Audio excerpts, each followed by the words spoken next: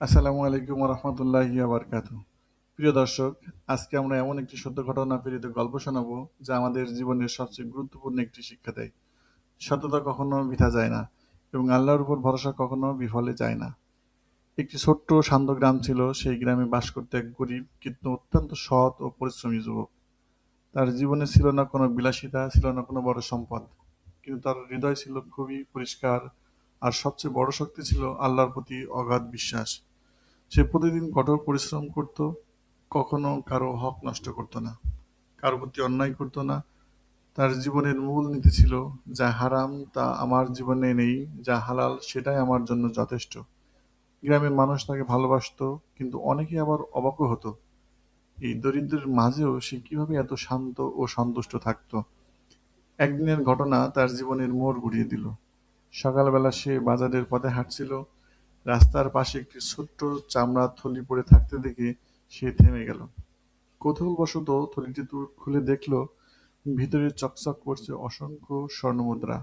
এক মুহূর্তে তার সামনে খুলে গেল সম্পদের বিশাল এক দরজা। সে চাইলে সহজেই এই থলিটি নিজের কাছে রেখে দিতে পারত। কেউ জানতো না, কেউ দেখতেও না।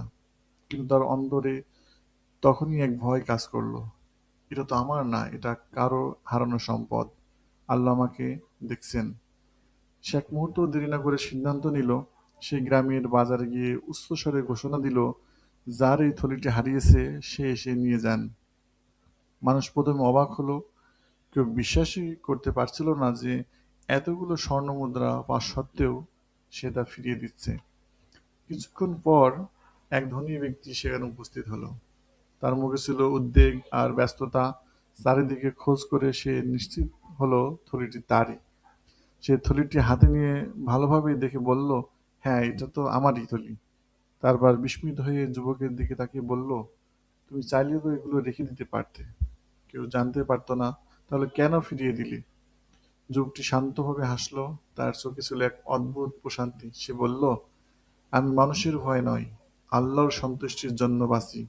আমি জানি আমার নয়তো, যদি আমি নেই তাহলে হয়তো আমি কিছু টাকা পাবো, কিন্তু আমার ঈমান হারাবে। আর আমি আমার ঈমান কখনোই হারাতে চাই না। এই কথা শুনে ধনী ব্যক্তির হৃদয় নরম হয়ে গেল। সে অনেকক্ষণ চুপ করে রইল। জীবনে সে অনেক মানুষ দেখেছে, কিন্তু এমন সততা ও ঈমানদারতা খুব কমই দেখেছে। তারপর সে বলল, তুমি শুধু সৎ না, তুমি সত্যিকারের একজন আল্লাহভীরু মানুষ। এরপর সে যুবককে একটি বড় পুরস্কার দিল। শুধু তাই নয়, তার সততা ও বিশ্বাসে এতটাই মুগ্ধ হলো যে পরবর্তীতে তাকে নিজের ব্যবসার একটি গুরুত্বপূর্ণ দায়িত্ব দিয়ে দিল। যে যুবক একদিন ছিল গরিব, সে ধীরে ধীরে হয়ে উঠল একজন সম্মানিত ও সফল মানুষ। কিন্তু তার মধ্যে একটু পরিবর্তন হলো না।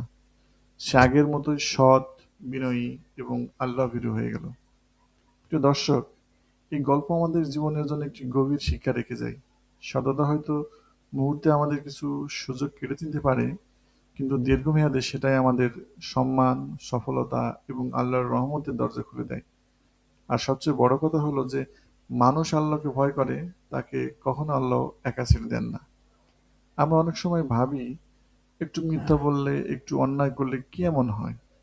কিন্তু এই ছোট্ট সিদ্ধান্তগুলোই আমাদের চরিত্র গড়ে তোলে, আমাদের ভবিষ্যৎ নির্ধারণ করে।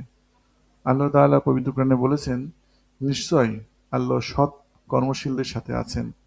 তাই আসুন আমরা সবাই এই গল্প থেকে শিক্ষা নিই। জীবনে যত কঠিন পরিস্থিতি আসুক না কেন, আমরা যেন সত্য, সততা এবং আল্লাহ ভীতির পথ না ছাড়ি। কারণ শেষ পর্যন্ত জয় তাদেরই হয় যারা আল্লাহর উপর ভরসা করে এবং সৎ পথে থাকে। আল্লাহ আমাদের সবাইকে সৎ পথে চলার, হালাল রিজিক উপার্জনের এবং ঈমানের উপর অটল থাকার তৌফিক দান করুন। আমিন।